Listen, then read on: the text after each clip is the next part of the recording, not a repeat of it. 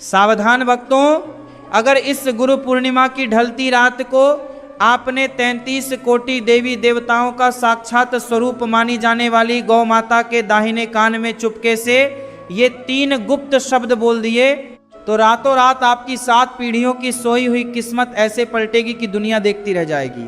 शास्त्रों और ऋषियों के सबसे गुप्त विधानों के अनुसार गुरु पूर्णिमा का दिन केवल इंसानी गुरुओं की चौखट पर माथा टेकने का दिन नहीं है, बल्कि यह वह इकलौती रात है जब ब्रह्मांड की सबसे बड़ी महागुरु यानी गौ माता की एक कृपा से जन्मों जन्मों की कंगाली, राहु केतु का काल सर्प दोष और सिर पर चढ़ा करोड़ों का कर्ज पल भर में भस्म हो जाता है। 99% लोग अज्ञानता में इस दिन केवल दिया जलाकर सो जाते हैं, लेकिन जो भाग्यशाली मनुष्य इस पावन तिथि की मध्य रात्रि में गौ माता के कान में ये 3 अलौकिक शब्द फुसफुसा देता है, उसके घर में धन और सुख समृद्धि की ऐसी वर्षा होती है जिसकी उसने सपने में भी कल्पना नहीं की होगी। लेकिन रुकिए, इन 3 शब्दों को बोलते समय अगर आपने एक छोटी सी भूल कर दी तो आपकी पूरी पूजा निष्फल हो जाएगी और महापाप के भागीदार बन जाएंगे। आखिर कौन सा है वह 3 शब्दों का महामंत्र और क्या है वह एक भयंकर भूल जो 99% लोग कर बैठते हैं? आज इस महा एपिसोड में हम उन सारे रहस्यों से पर्दा उठाने वाले हैं जिन्हें सदियों से छुपाया गया था। सनातन धर्म के ऐसे ही प्रामाणिक रहस्यों को जानने के लिए हमारे चैनल दिव्य इतिहास को अभी सब्सक्राइब करें और कमेंट में जय गौ माता लिखकर इस अखंड ज्ञान गंगा में लीन हो जाएं। भक्तों, उन 3 अलौकिक शब्दों को जानने से पहले आपके लिए यह समझना बहुत जरूरी है कि आखिर गौ माता के कान में ही मनोकामना क्यों बोली जाती है, किसी अन्य स्थान या प्रतिमा के सामने क्यों नहीं। हमारे वेदों और पुराणों में एक ऐसा गूढ़ विज्ञान छुपा है जिसे देखकर आज का इंसान भी दंग रह जाता है। जगवेद में स्पष्ट रूप से लिखा है कि गौ माता कोई साधारण प्राणी नहीं है, बल्कि उनका शरीर साक्षात इस पूरे ब्रह्मांड की ऊर्जा का केंद्र है। गौ माता की पीठ में साक्षात ब्रह्मा का वास है, उनके गले में भगवान विष्णु विराजते हैं और उनके मुख में स्वयं त्रिकालदर्शी महादेव का स्थान है। उनके खुरों यानी पैरों में सभी पवित्र तीर्थों का वास है और उनके पेट में साक्षात पृथ्वी माता विराजमान है। लेकिन इन सबसे परे गौ माता का दाहिना कान ब्रह्मांड की ईश्वरीय शक्ति को ग्रहण करने का सबसे बड़ा मुख्य द्वार माना गया है। शास्त्रों में वर्णन आता है कि गौ माता के दाहिने कान में साक्षात सूर्य देव, गंगा मैया और देवताओं के वैद्य अश्विनी कुमारों का स्थायी वास होता है।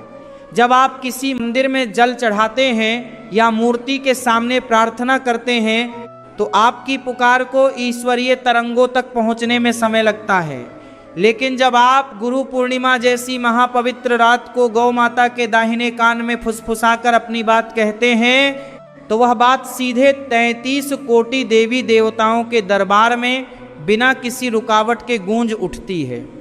गौ माता के श्वास से निकलने वाला स्पंदन यानी वाइब्रेशन इतना प्रचंड होता है कि वह आपके मन की हर नकारात्मकता और आपके ऊपर मंडरा रहे शनि, राहु केतु के भयंकर दोषों को उसी पल सोख लेता है।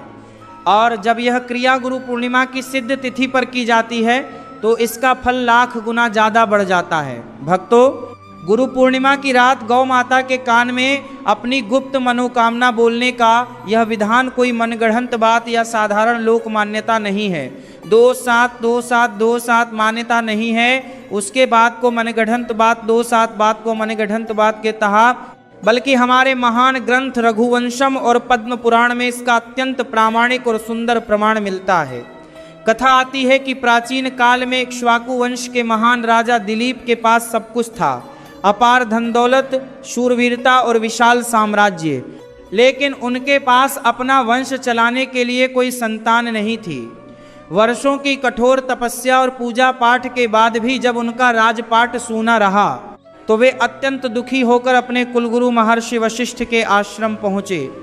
महर्षि वशिष्ठ ने अपने दिव्य ज्ञान से राजा के संकट को देखा और उन्हें बताया कि हे राजन, तुमसे अनजाने में देवलोक की कामधेनु गौ माता का अनादर हुआ था, जिसके कारण तुम्हारे वंश की वृद्धि रुक गई है। गुरु वशिष्ठ ने राजा दिलीप को इस भयंकर दोष से मुक्ति पाने का सबसे अचूक विधान बताया। उन्होंने राजा को कामधेनु की पुत्री नंदिनी गौ माता की निश्चल सेवा करने और गुरु पूर्णिमा की पावन तिथि की संध्या को नंदिनी के दाहिने कान में झुककर अपनी व्यथा और मनोकामना कहने का निर्देश दिया। राजा दिलीप और उनकी पत्नी महारानी सुदक्षिणा ने पूरी निष्ठा और सात्विकता के साथ नंदिनी गौ माता की छाया की तरह सेवा की और गुरु पूर्णिमा की सिद्ध रात को उनके दाहिने कान में जाकर अत्यंत श्रद्धा से अपनी संतान प्राप्ति की पुकार लगाई। गौ माता नंदिनी ने राजा की उस निश्चल पुकार को तुरंत स्वीकार किया, जिसके शुभ फल से राजा दिलीप को सर्वगुण संपन्न और परम प्रतापी पुत्र रघु की प्राप्ति हुई, जिनके नाम से आगे चलकर यह महान सूर्यवंश रघुवंश कहलाया। इसलिए भक्तों, शास्त्रों का यह अमर इतिहास चीख चीख कर प्रमाण देता है कि जब कोई निष्काम भक्त गुरु पूर्णिमा की रात गौ माता के कान में अपने मन की पीड़ा व्यक्त करता है तो अनहोनी भी होनी में बदल जाती है और असंभव कार्य भी चुटकी में सिद्ध हो जाता है। भक्तों, राजा दिलीप की इस अमर कथा से प्रामाणिकता सिद्ध होने के बाद अब आता है वह सबसे रहस्यमयी पड़ाव, यानी उन 3 अलौकिक शब्दों की प्रचंड शक्ति, जिन्हें गुरु पूर्णिमा की पावन तिथि पर गौ माता के दाहिने कान में बोलने से मनुष्य की सोई हुई किस्मत का ताला तुरंत खुल जाता है। शास्त्रों और सिद्ध ग्रंथों के अनुसार ये 3 शब्द कोई साधारण शब्द नहीं है, बल्कि ये तीनों शब्द मिलकर एक ऐसा बीजाक्षर मंत्र बनाते हैं जिसमें साक्षात ब्रह्मा, विष्णु और महेश की महाशक्ति समाई हुई है। ऋषियों का मत है कि इन 3 शब्दों में से पहला शब्द आपके घर की भयंकर से भयंकर दरिद्रता और कंगाली को जड़ से उखाड़ फेंकता है। दूसरा शब्द साक्षात महालक्ष्मी के अष्ट स्वरूपों को आपके द्वार पर आमंत्रित करता है और तीसरा शब्द आपके ऊपर चढ़े जन्मों जन्मों के कर्ज और ग्रह दोषों को भस्म कर देता है।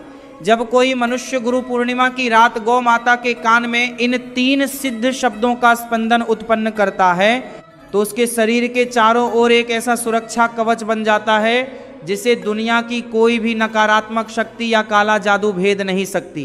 परंतु भक्तों, इन 3 अलौकिक शब्दों का पूर्ण फल पाने के लिए आपको ये जानना सबसे जरूरी है कि आखिर इन्हें गौ माता के दाहिने कान में ही क्यों बोला जाता है और इन्हें बोलते समय कौन सी वह गुप्त दिशा और मुद्रा अपनानी चाहिए जिसके बिना यह उपाय पूरी तरह निष्फल माना गया है। भक्तों, अब सबसे महत्वपूर्ण और गूढ़ प्रश्न यह उठता है कि आखिर शास्त्रों में केवल गौ माता के दाहिने कान का ही चयन करने का कठोर आदेश क्यों दिया गया है। वेदों और सौर विज्ञान के अनुसार गौ माता का पूरा शरीर ब्रह्मांडीय ऊर्जा का दिव्य स्रोत है, लेकिन उनके दाहिने कान में साक्षात सूर्य तत्व, गंगा मैया की पवित्र धारा और देवताओं के वैद्य अश्विनी कुमारों का अक्षयवास माना गया है। सनातन परंपरा में दाहिने अंग को हमेशा शुभ, सात्विक और देव कार्यों के लिए फलदायी माना जाता है। जब आप गुरु पूर्णिमा की पावन तिथि पर गौ माता के दाहिने कान में फुसफुसाकर प्रार्थना करते हैं तो आपकी आवाज की ध्वनि तरंगें सीधे सूर्य तत्व से टकराकर जागृत हो जाती हैं और बिना किसी बाधा के 33 कोटि देवी देवताओं तक पहुंचती हैं। इसके विपरीत गौ माता का बायां कान सोम तत्व और शांत ऊर्जा का प्रतीक होता है, जो केवल मौन साधना के लिए है। यदि कोई व्यक्ति अज्ञानता में बाएं कान में अपनी मनोकामना बोलता है या शोर मचाता है तो पूजा का फल मिलने के बजाय दोष लग जाता है। इसीलिए प्राचीन काल से ही ऋषि मुनि और सिद्ध साधक अपनी गुप्त पुकार गौ माता के केवल दाहिने कर्ण में ही समर्पित करते आए हैं। लेकिन भक्तों, इस दिव्य क्रिया को करने से पहले उस एक भयंकर भूल को जानना बहुत जरूरी है, जो अगर आपने कर दी तो आपके जीवन भर के संचित पुण्य एक क्षण में भस्म हो सकते हैं। भक्तों, गुरु पूर्णिमा की पावन रात को गौ माता के पास जाते समय और उनके दाहिने कान में प्रार्थना करते समय 99% लोग अनजाने में एक ऐसी भयंकर भूल कर बैठते हैं और जंतर का, जिससे सारा पुण्य फल नष्ट हो जाता है और उल्टा दोष लग जाता है। पहली और सबसे बड़ी भूल ये है कि लोग अक्सर गौ माता के पीछे से अचानक उनके पास चले जाते हैं या फिर जल्दबाजी में उनके कान के पास अपना मुख ले जाते हैं। ऐसा करने से गौ माता चौकन्ना हो जाती हैं या डर जाती हैं। शास्त्रों में स्पष्ट लिखा है कि यदि आपके स्पर्श या आवाज से गौ माता के मन में थोड़ा सा भी भय या तनिक भी पीड़ा उत्पन्न हो गई तो आपकी पूजा स्वीकार होना तो दूर, आपको गो दोष का भयंकर पाप लग जाता है। दूसरी भूल ये है कि कई लोग अशुद्ध अवस्था में या बिना हाथ पैर धोए सीधे ही गौ माता के कान के पास झुक जाते हैं। तीसरी भयंकर भूल यह है कि लोग अपनी मनोकामना इतने जोर से बोलते हैं कि आसपास खड़े अन्य लोग भी उसे सुन लेते हैं। याद रखिए, गौकर्ण में कही जाने वाली बात अत्यंत गुप्त होनी चाहिए। जब आप गुरु पूर्णिमा की संध्या या रात्रि में जाएं तो सबसे पहले गौ माता के सम्मुख खड़े होकर उन्हें साष्टांग प्रणाम करें, उनके मस्तक और पीठ पर प्यार से हाथ फेरें, उन्हें शांत होने दें और जब वे पूरी तरह शांत व प्रसन्न मुद्रा में हों तभी अत्यंत धीमी और कोमल आवाज में अपनी पुकार लगाएं। यदि आप इन सावधानियों का ध्यान रखते हैं तो आपके जीवन से बड़ा संकट भी ताश के पत्तों की तरह ढह जाता है। भक्तों, अब जानिए कि आखिर गुरु पूर्णिमा की सिद्ध रात को गौ माता के कान में किया जाने वाला यह एक छोटा सा उपाय जीवन के सबसे कठोर और क्रूर ग्रह दोषों को जड़ से कैसे उखाड़ फेंकता है। ज्योतिष शास्त्र और सिद्ध ग्रंथों के अनुसार जब किसी व्यक्ति की कुंडली में राहु केतु का भयंकर कालसर्प दोष चल रहा हो, शनि की ढैया या साढ़े साती के कारण पूरा परिवार कंगाली और बीमारियों से घिर गया हो, या फिर पितृदोष के कारण घर में कोई भी शुभ कार्य न हो पा रहा हो, तब बड़े बड़े अनुष्ठान भी कई बार काम नहीं करते। लेकिन गौ माता के शरीर में साक्षात 33 कोटि देवी देवताओं के साथ साथ नवग्रहों का भी स्थायी निवास माना गया है। गौ माता के खुरों में शनि देव की शांति छिपी है। आपको सबाक करते हैं, उनके उदर में राहु केतु का प्रभाव शांत करने की शक्ति है और उनके दाहिने कान में साक्षात सूर्य और देवगुरु बृहस्पति का तेज विराजता है। जब आप गुरु पूर्णिमा की पावन तिथि पर गौ माता के दाहिने कान में अपनी गुप्त पुकार लगाते हैं तो गुरु पूर्णिमा की महा ऊर्जा और गौ माता के दिव्य आभा मंडल का ऐसा प्रचंड मिलन होता है कि आपके जन्मों जन्मों के पाप, पितृदोष और राहु केतु का कड़ा से कड़ा साया उसी क्षण भस्म हो जाता है। जो मनुष्य वर्षों से कोर्ट कचहरी, बीमारियों या कर्ज के दलदल में फंसा हुआ है, उसके जीवन में भी इस एक सिद्ध क्रिया से प्रगति और समृद्धि के बंद रास्ते रातों रात खुलने लगते हैं।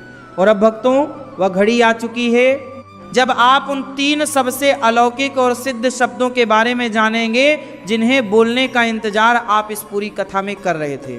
भक्तों, अब वह परम पावन घड़ी आ चुकी है जब आप उन 3 सबसे अलौकिक, दिव्य और सिद्ध शब्दों के गुप्त रहस्य को जानेंगे जिन्हें गुरु पूर्णिमा की रात गौ माता के दाहिने कान की ओर मुख करके बोलने से मनुष्य की सोई हुई किस्मत का ताला तुरंत खुल जाता है।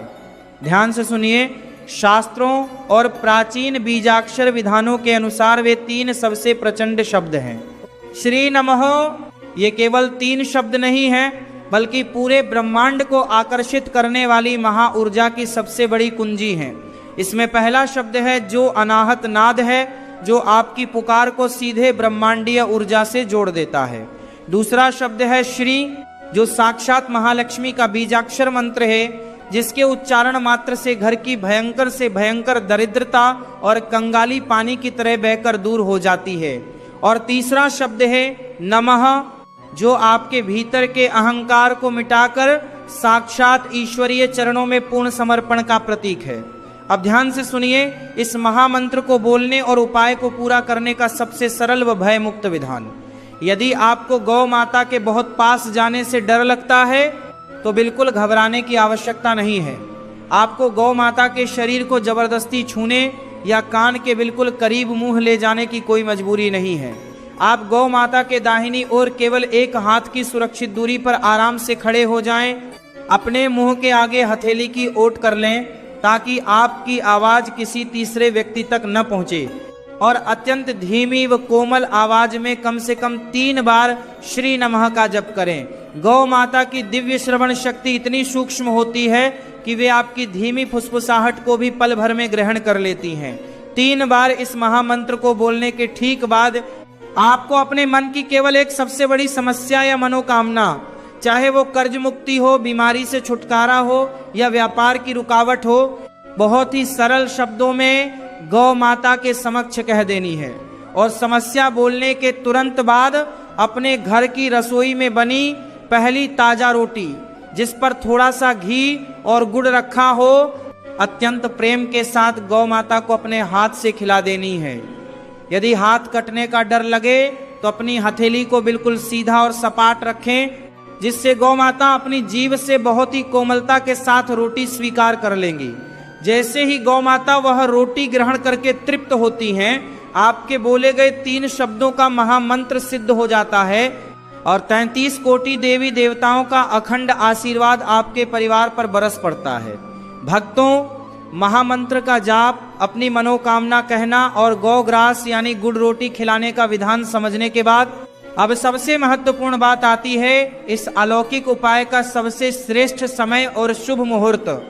गुरु पूर्णिमा की पूरी तिथि ही अपने आप में अत्यंत पवित्र और सिद्ध मानी जाती है, लेकिन शास्त्रों के अनुसार इस महा उपाय का पूर्ण फल पाने के लिए 3 सबसे उत्तम समय बताए गए हैं।